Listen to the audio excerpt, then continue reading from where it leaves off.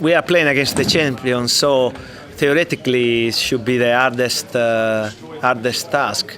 Also, we are playing against a team that is out from the Champions League, and certainly they will consider this competition as a very important one, a priority. So it's not going to be easy for us, that's for sure. No, that certainly is an advantage for us. If we go and think that we're going to go there and stop them only, then we're just going there for the beating. So we go there and play our game like we normally do. And if they are better than us, then it is right that they win the game. But we will have a proper goal because we want to have it. So we'll see what happens.